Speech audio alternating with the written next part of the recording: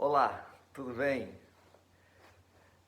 Sobre qual vontade Jesus morreu na cruz do Calvário? Foi por acaso a vontade de malfeitores, a vontade de Deus ou a vontade dele mesmo? Jesus poderia ter evitado a crucifixão? E o que a história do sangue derramado de Cristo na cruz do Calvário tem a nos dizer hoje? Como a morte de um homem acontecida numa cidade de um mundo antigo há cerca de quase 2000 anos pode ter significado salvífico e reconciliador hoje? Vamos estudar esse tema juntos? Ok. 3 dimensões fundamentais da morte de Cristo no Calvário. A morte de Cristo não trata da morte de um homem desiludido, da morte de um mártir, mas de um sacrifício, de uma entrega voluntária, de um resgate e uma sofrida reconciliação.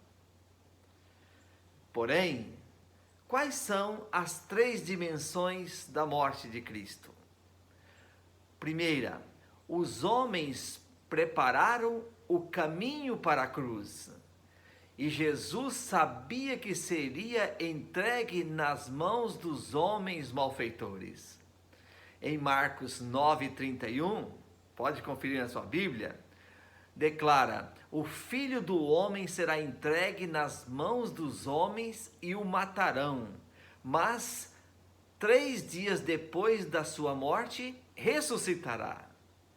Em Marcos 8:31, também ressalta: então começou ele a ensinar-lhes que era necessário que o Filho do Homem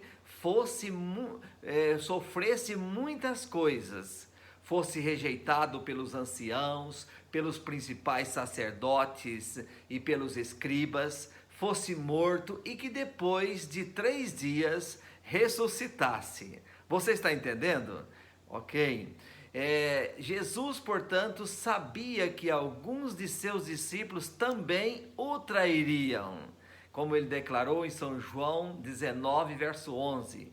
Respondeu Jesus: nenhuma autoridade teria sobre mim se de cima não te fosse dada. Por isso, quem me entregou a ti, maior pecado tem. E em Lucas 23 e o verso 33, descreve: quando chegaram a um lugar chamado Calvário, ali o crucificaram, bem como aos malfeitores, um à direita, outro à esquerda. Sendo assim, o primeiro tópico das dimensões, ok, da morte de Cristo, primeiro tópico: os homens prepararam o caminho para a cruz. A seguir, segundo tópico, foi a manifestação da atividade de Deus. Em Atos capítulo 4, verso 28, torna bem claro que a morte de Jesus não ocorreu por acidente ou por maldade humana, mas em cumprimento de tudo o que a mão e os propósitos de Deus determinaram. A ação humana sozinha não explica o sacrifício de Jesus. Os homens prepararam o caminho, mas os planos e as intrigas dos homens não foram fatos decisivos. A providência de Deus estava dirigindo cada passo do caminho de Cristo para o Calvário. A ação de Deus estava se manifestando em e através da ação humana.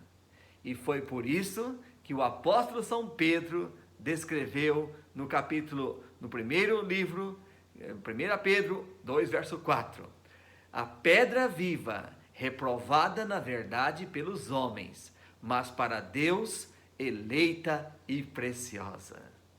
Além disto, Paulo também chama Salmos capítulo 118, verso 23. o Senhor que fez isto, e é coisa maravilhosa aos nossos olhos.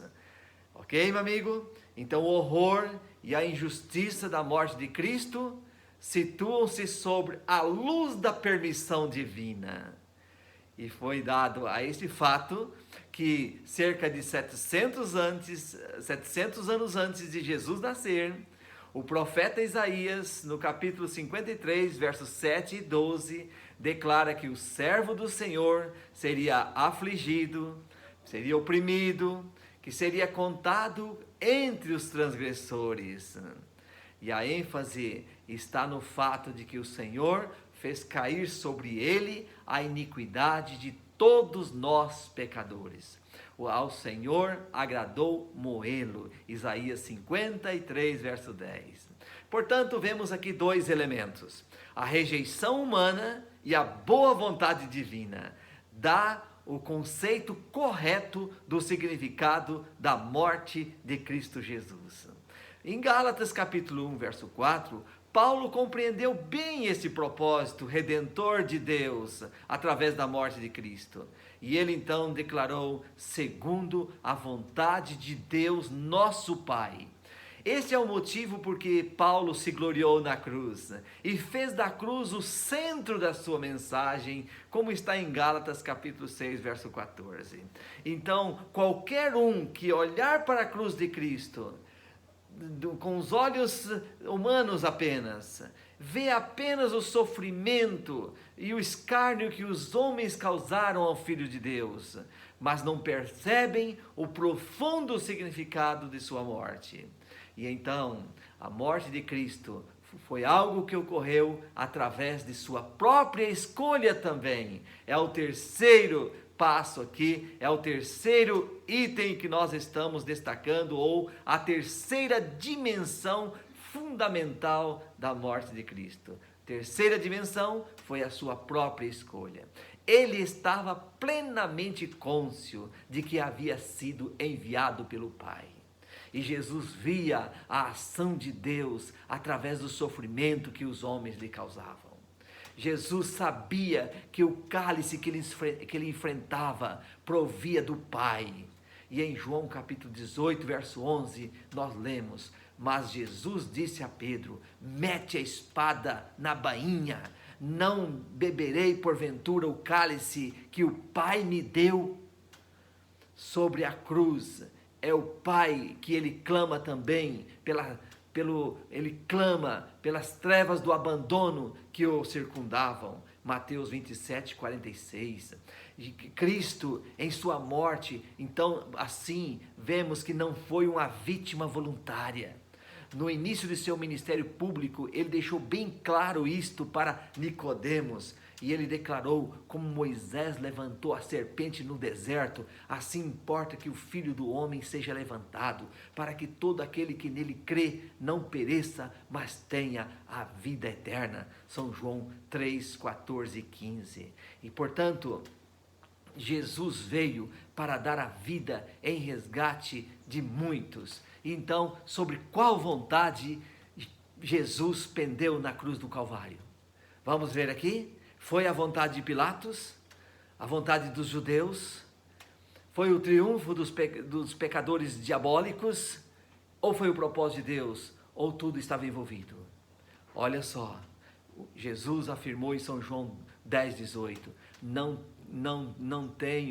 tenho poder para dar minha vida e poder para tornar a tomá-la. Sendo assim, Jesus não deixou dúvida quanto à sua atividade até o fim, quando ele disse: por isso o Pai me ama, porque dou a minha vida para tornar a tomá-la. Ninguém a tira de mim, mas eu de mim mesmo a dou. Tenho poder para dar e poder para tornar a tomá-la. Sendo assim, pergunto novamente: Jesus poderia ter evitado a crucifixão? Ele era, na verdade, continuamente tentado a desviar-se da cruz. Você sabia disto? Continuamente. Tentado no deserto, tentado por Pedro, tentado no Getsêmani, ao ponto de seu suor se tornar em grandes gotas de sangue. Então não foi uma morte por acidente. Ele poderia ter evitado, mas escolheu não fazê-lo. Em todos os passos de seu ministério, sempre houve a disposição de dar a sua vida. Portanto, 3 caminhos cruzaram entre si: a ação maligna do homem, a mão de Deus e a própria disposição em dar a vida. Em Lucas capítulo 17, verso 25, ele declara: mas importa que ele padeça muitas coisas e seja reprovado por esta geração. E assim, querido, o que lhe impressiona como mais significativo na morte de Cristo? Os primeiros cristãos, ao olharem para o terrível acontecimento do Calvário, compreenderam que aquilo era prova do amor redentor e abnegado de Deus. O apóstolo São Paulo, em Romanos 5, verso 8, escreveu: Deus prova o seu amor para conosco, em que Cristo morreu por nós, sendo nós ainda pecadores. E então, por que os apóstolos nunca pregavam sobre a cruz sem dizer: este é um ato de Deus, é o propósito de Deus em ação, é o meio de Deus trazer salvação ao mundo perdido? Por que eles sempre faziam isto? Os judeus e gregos chamavam a cruz de escândalo e loucura. 1 Coríntios 1, 23. Mas através do Espírito Santo, os primeiros cristãos, com respeito e admiração, compreendiam que a crucifixão de Cristo era a forma como Deus tratava com os nossos pecados. E então Paulo, em 1 Coríntios 5, 18 e 19, diz: Deus estava em Cristo reconciliando consigo o mundo, não lhes imputando os seus pecados. Desse modo, amado amigo, a cruz de Cristo é um ato de Deus, no qual o Pai, o Filho e o Espírito Santo enfrentaram o problema do pecado e tomaram uma atitude a seu respeito, atitude final. O processo da salvação sempre é apresentado como o clímax da revelação do amor de Deus. Então, Paulo, agora, entendendo isto, deu o seu testemunho. E nenhum escritor do Novo Testamento parece ter compreendido tão profundamente o propósito redentor de Deus quanto o apóstolo São Paulo. E em Gálatas capítulo 1, verso 11 a 17, o seu primeiro ato, aqui descreve, seu primeiro contato com Jesus foi na estrada de Damasco. E esse contato provocou uma mudança tão radical em suas crenças teológicas fundamentais, que transformou-o num servo de Jesus Cristo para sempre. Leia Romanos 1, verso 1. Ele compreendeu que Jesus não é simplesmente um grande mestre, mas também é o nosso Salvador e Redentor. Não é somente o nosso exemplo, mas é o nosso Redentor e Libertador. Em 1 Coríntios 1, 18, Paulo declara: porque a palavra da cruz é loucura para os que perecem, mas para nós que somos salvos é o poder de Deus. Essa certeza que Cristo morreu por ele e por você também tem sido o fundamento dos cristãos em várias gerações. É o dom de Deus para uma vida nova. A cruz de Cristo não é somente a sentença de morte sobre o pecado, é também o dom de Deus de uma vida renovada. O Redentor redimido, Paulo é levado a dizer: já estou crucificado com ele, com Cristo, e vivo não mais eu, mas Cristo vive em mim. E como o sacrifício de Cristo, realizado então há 2000 anos atrás, se torna efetivo para a sua salvação. Você já pensou nisto? Como a vitória de Cristo tem sido real em sua vida hoje? Já pensou nisto? É bem verdade que a vitória de Cristo é real, mas ainda não é completa. Porque Ele está trabalhando em seu coração para completar esta tarefa. A luta não terminou. Ainda estamos na batalha cósmica. E Cristo tem um plano para a sua vida ao derramar o sangue na cruz. Desta maneira, o apóstolo escreveu para Tito, capítulo 2, verso 13: aguardamos a bendita esperança, a redenção em Jesus Cristo. Nesse caso, querido, você já pensou no tamanho amor que Deus expressou na cruz por você? Eu quero terminar aqui esta reflexão contando a história de um garotinho que sofreu um trágico acidente, que o deixou no limiar da morte em um hospital. E era necessário de uma imediata transfusão de sangue. E por ter um tipo sanguíneo raro, não se encontrava com facilidade um doador compatível. Mas o seu pai, os médicos descobriram que tinha o mesmo tipo sanguíneo. E o pai imediatamente tirou seu casaco, correu à sala para fazer a transfusão de sangue. Arregaçou a manga e a enfermeira desinfetou seu braço e inseriu a agulha. E enquanto aquele sangue doador de vida fluía do tubo para o braço do filho, o pai disse: tome o meu sangue, tome quanto necessitar. Se preciso de todo ele, tome-o. Querido amigo, você que está me ouvindo, esta pequena história ensina a maior lição sobre a cruz, que Jesus disse: pode tomar todo o meu sangue. Ele aqui disse, e no Calvário, o Calvário, digo para você, é o mais luminoso quadro do anúncio celestial, proclamando o amor de Deus para salvar sua vida. Você aceita esse propósito divino? Que Deus lhe dê essa graça hoje e sempre. Amém?